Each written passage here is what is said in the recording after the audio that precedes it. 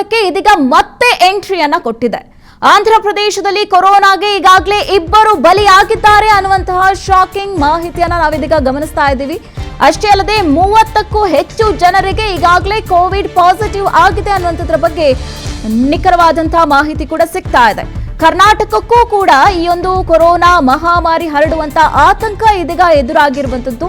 ಆಂಧ್ರ ಗಡಿ ಜಿಲ್ಲೆ ತುಮಕೂರಿನಲ್ಲಿ ಇದೀಗ ನಾಕಾಬಂದಿಯನ್ನ ಹಾಕಿ ಎಲ್ಲಾ ರೀತಿಯಾಗೂ ಕೂಡ ಭದ್ರತೆಯನ್ನ ಮಾಡಲಾಗ್ತಾ ಇದೆ. ಅಂದ್ರೆ ಸೋಂಕು ಹರಡದೇ ಇರುವಂತ ನಿಟ್ಟಿನಲ್ಲಿ ನಾಕಾಬಂದಿಯನ್ನ ಹಾಕಿ ಆ ಕಡೆಯಿಂದ ಕರ್ನಾಟಕಕ್ಕೆ ಬರುವಂತವರನ್ನ ಪರಿಶೀಲನೆಯನ್ನ ಕೂಡ ಮಾಡಲಾಗ್ತಾ ಇದೆ. ಪಾವಗಡ ಗಡಿಯಲ್ಲಿ ಆರೋಗ್ಯ ಇಲಾಖೆ ಮುನ್ನೆಚ್ಚರಿಕಾ ಕ್ರಮವನ್ನ ಕೂಡ ತೆಗೆದುಕೊಂಡಿದೆ. ಒಂದು ಕ್ಯಾಂಪ್ ರೀತಿಯಲ್ಲಿ ಬಾರ್ಡರ್ ಇಂದ ಬೇರೆ ರಾಜ್ಯದಿಂದ ನಮ್ಮ ರಾಜ್ಯಕ್ಕೆ ಬರೋರನ್ನು ಯಾರಿಗೆಲ್ಲ ಫೀವರ್ ಸಿಂಪ್ಟಮ್ಸ್ ಇದೆ ಅವರಿಗೆಲ್ಲ ಟೆಸ್ಟಿಂಗ್ ಮಾಡಬೇಕು ಅಂತ ನಾವು ಸೂಚನೆ ಕೊಟ್ಟಿದ್ದೀವಿ. ಈಗಾಗಲೇ 5 ಕಡೆ ಚೆಕ್ ಪೋಸ್ಟ್ ಥರ ಅಲ್ಲಿ ಕಮ್ಯುನಿಟಿ ಹೆಲ್ತ್ ಆಫೀಸರ್ ಮತ್ತು ಆಶಾ ವರ್ಕರ್ ಅಲ್ಲಿ ಇದ್ದಾರೆ. ನಾಗಲ್ಮಡಿಕೆ, ನಾಗಲಾಪುರ ಮತ್ತು ಕೊಡಮಡುಗು, ರಾಜವಂತಿ, ಅರಸೀಕೆರೆ ಇಂಥ ಕಡೆಯಲ್ಲಿ ನಾವು ಚೆಕ್ ಪೋಸ್ಟ್ ಥರ ಇಟ್ಟಿದ್ದೀವಿ. ಇದಿಲ್ಲದೆ ಅಲ್ಲಿ ತಾಲೂಕು ಹಾಸ್ಪಿಟ್ಲಲ್ಲಿ ಕೂಡ ಫೀವರ್ ಕ್ಲಿನಿಕನ್ನು ಸ್ಥಾಪನೆ ಮಾಡಿದ್ದೀವಿ. ಪ್ರತಿದಿನ ಎಲ್ಲ ಖಾಸಗಿ ಆಸ್ಪತ್ರೆಗಳಲ್ಲಿ ಎಷ್ಟು ILI ಇನ್ಫ್ಲೂಯೆನ್ಸಾ ಲೈಕ್ ಸಿಂಪ್ಟಮ್ಸು ಮತ್ತು SARI cases, severe acute respiratory illness ಈ ಥರ ಕೇಸಸ್ ಇರುವವರೆಲ್ಲ ನಮ್ಮ ವೆಬ್ಸೈಟಲ್ಲಿ ಅಪ್ಡೇಟ್ ಮಾಡಬೇಕು ಅಂತ ಎಲ್ಲ ಪ್ರೈವೇಟ್ ಹಾಸ್ಪಿಟಲ್ಸು, ಮೆಡಿಕಲ್ ಕಾಲೇಜಸ್ಗೆಲ್ಲನೂ ಈಗಾಗಲೇ DHO ಅವರು ಸೂಚನೆ ಕೊಟ್ಟಿದ್ದಾರೆ. ವಿಶೇಷವಾಗಿ ಪಾವಗಡ ತಾಲೂಕಲ್ಲಿ ನಾವು ಕ್ಲೋಸ್ ವಾಚಲ್ಲಿ ಇಟ್ಟಿದ್ದೀವಿ.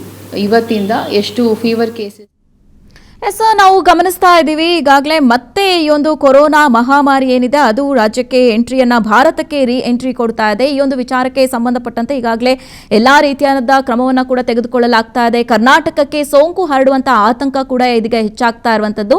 ಯಾಕಂತಂದ್ರೆ ಆಂಧ್ರ ಪ್ರದೇಶದಲ್ಲಿ ಈಗಾಗಲೇ ಕೊರೋನಾಗೆ 2 ಬಲಿಯಾಗಿದ್ದಾರೆ ಮತ್ತು ಅಲ್ಲಿ 30ಕ್ಕೂ ಹೆಚ್ಚು ಜನರಲ್ಲಿ ಕೋವಿಡ್ ಪಾಸಿಟಿವ್ ಕಾಣಿಸಿಕೊಂಡಿದೆ.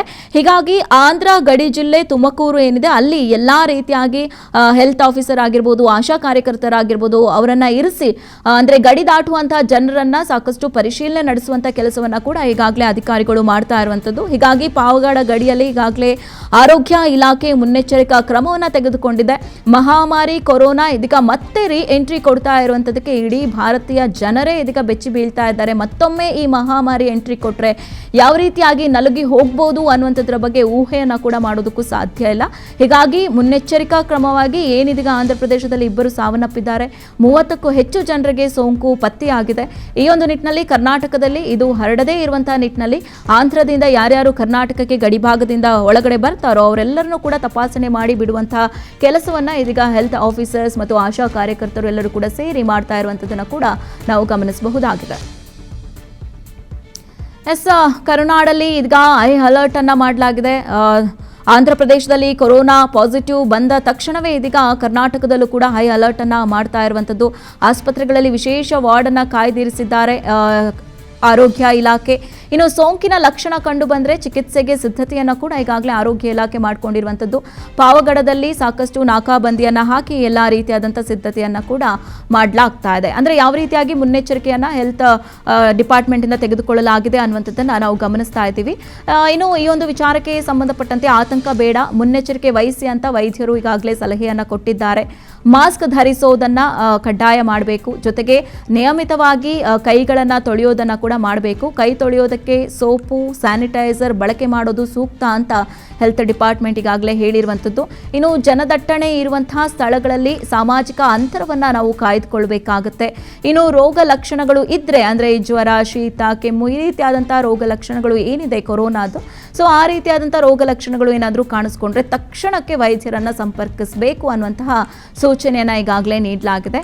ಈ ಒಂದು ರೋಗ ಹರಡುವಂಥ ಸಂದರ್ಭದಲ್ಲಿ ನೆಗಡಿ ಆಗಿರ್ಬೋದು, ಕೆಮ್ಮಾಗಿರ್ಬೋದು, ಜ್ವರ, ಉಸಿರಾಟದ ಸಮಸ್ಯೆ, ಆಯಾಸ, ಅತಿಸಾರ, ಹಾಗೆ ರುಚಿ ಮತ್ತು ವಾಸನೆಯ ನಷ್ಟ ಇದೆಲ್ಲವೂ ಕೂಡ ಆಗುತ್ತೆ ಅನ್ನುವಂಥದ್ದು ಎಲ್ಲರಿಗೂ ಕೂಡ ಗೊತ್ತಿರುವಂಥದ್ದು. ಸೊ ಈ ರೀತಿ ಆದಂಥ ತಕ್ಷಣದಲ್ಲಿ ವೈದ್ಯರನ್ನ ಭೇಟಿ ಮಾಡೋದಕ್ಕೆ ಇದೀಗ ಸೂಚನೆಯನ್ನು ನೀಡಲಾಗಿದೆ. ಇದೇ ರೀತಿಯಾದಂಥ ಲಕ್ಷಣಗಳು ಇದ್ದರೆ ಕೂಡಲೇ ವೈದ್ಯರನ್ನ ಸಂಪರ್ಕಿಸಬೇಕು ಅಂತ ಇದೀಗ ಹೆಲ್ತ್ ಡಿಪಾರ್ಟ್ಮೆಂಟ್ ಮುನ್ನೆಚ್ಚರಿಕೆಯನ್ನು ನೀಡಿರುವಂಥದ್ದು. ನಮಗೆ ಗೊತ್ತಿದೆ ಅಂದರೆ ಕೊರೋನಾ ಬಂದಂಥ ಸಂದರ್ಭದಲ್ಲಿ ಎಲ್ಲರಿಗೂ ಕೂಡ ಮಾಸ್ಕನ್ನು ಕಡ್ಡಾಯ ಮಾಡಲಾಗಿತ್ತು. ಅದೇ ರೀತಿ ಈಗಲೂ ಕೂಡ ಮಾಸ್ಕನ್ನು ಹಾಕ್ಕೊಳ್ಬೇಕು. ಮದುವೆ ಸಮಾರಂಭಗಳು ಅಥವಾ ಜನದಟ್ಟಣೆ ಇರುವಂತಹ ಪ್ರದೇಶಗಳು, ಸಾಕಷ್ಟು ಜನರು ಸೇರುವಂತಹ ಜಾಗಗಳಾಗಿರ್ಬೋದು, ಇಂಥ ಜಾಗಗಳಿಗೆ ಹೋದಂಥ ಸಂದರ್ಭದಲ್ಲಿ ಅಂತರವನ್ನು ಕಾಯ್ದುಕೊಳ್ಬೇಕು, ಮಾಸ್ಕ್ ಅನ್ನು ಹಾಕೊಳ್ಬೇಕು, ಜೊತೆಗೆ ಸ್ಯಾನಿಟೈಸರ್ ಅನ್ನ ಬಳಸಿ ಪದೇ ಪದೇ ಕೈಯನ್ನು ವಾಶ್ ಮಾಡ್ಕೊಳ್ಳೋದು ಉತ್ತಮ ಅನ್ನುವಂಥ ಸೂಚನೆಯನ್ನ ಇದೀಗ ಹೆಲ್ತ್ ಡಿಪಾರ್ಟ್ಮೆಂಟ್ ಕೊಟ್ಟಿದೆ.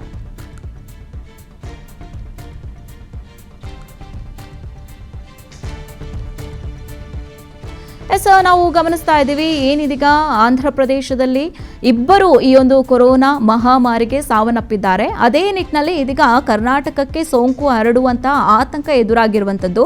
ಈ ಕಾರಣಕ್ಕೆ ಈಗಾಗಲೇ ಆಂಧ್ರ ಗಡಿ ತುಮಕೂರಿನಲ್ಲಿ ನಾಕಾಬಂದಿಯನ್ನು ಹಾಕಿ ಗಡಿ ದಾಟಿ ಬರುವಂಥವರನ್ನ ಎಲ್ಲ ರೀತಿಯಾಗಿ ತಪಾಸಣೆ ಮಾಡಿ ಒಳಗಡೆ ಬಿಡುವಂಥ ಕೆಲಸವನ್ನು ಮಾಡಲಾಗ್ತಾ ಇದೆ. ನೋಡ್ತಾ ಇದ್ದೀವಿ ನಾವಲ್ಲಿ ಆಶಾ ಕಾರ್ಯಕರ್ತೆಯರು ತಪಾಸಣೆ ಮಾಡ್ತಾ ಇರುವಂಥದ್ದು, ಜೊತೆಗೆ ಯಾರಿಗಾದರೂ ಈ ರೋಗ ಲಕ್ಷಣಗಳು ಇದೆಯಾ ಅಂತ ತಪಾಸಣೆ ಮಾಡಿ ಅವರನ್ನು ಬಿಡುವಂಥದ್ದು, ಈ ರೀತಿಯಾದಂಥ ಕೆಲಸವನ್ನ ಮಾಡ್ತಾ ಇದೆ. ಅಂದ್ರೆ ಈ ಕೊರೋನಾ ಅನ್ನುವಂಥದ್ದು ಅತಿ ವೇಗವಾಗಿ ಹರಡುವಂತಹ ಒಂದು ರೋಗ, ಕಾಯಿಲೆ.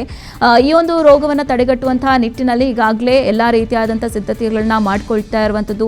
ಕರ್ನಾಟಕದಲ್ಲೂ ಕೂಡ ಈ ಸೋಂಕು ಹರಡುವಂತಹ ಸಾಧ್ಯತೆಗಳು ಹೆಚ್ಚಾಗಿರುವಂತಹ ನಿಟ್ಟಿನಲ್ಲಿ ಈಗಾಗಲೇ ಆಂಧ್ರ ಗಡಿ ಜಿಲ್ಲೆ ತುಮಕೂರಿನಲ್ಲಿ ನಾಕಾಬಂದಿಯನ್ನ ಇರಿಸಿ ಅಲ್ಲಿ ಎಲ್ಲರನ್ನೂ ಕೂಡ ತಪಾಸಣೆ ಮಾಡಿ ಹೊರಗಡೆ ಬಿಡುವಂತಹ ಕೆಲಸವನ್ನ ಈಗಾಗಲೇ ಆರೋಗ್ಯ ಇಲಾಖೆ ಮಾಡ್ತಾ ಇರುವಂಥದ್ದು. ಹಾಗೆ ಹೆಲ್ತ್ ಆಫೀಸರ್ಸ್ ಸಮ್ಮುಖದಲ್ಲಿ ಈ ಒಂದು ಅಂದ್ರೆ ಗಡಿ ಭಾಗದಲ್ಲಿ ತಪಾಸಣಾ ಕಾರ್ಯ ಕೂಡ ಇದಾಗಲೇ ನಡೀತಾ ಇದೆ. ಅಷ್ಟೇ ಅಲ್ಲದೆ ಈಗಾಗಲೇ ಹೆಲ್ತ್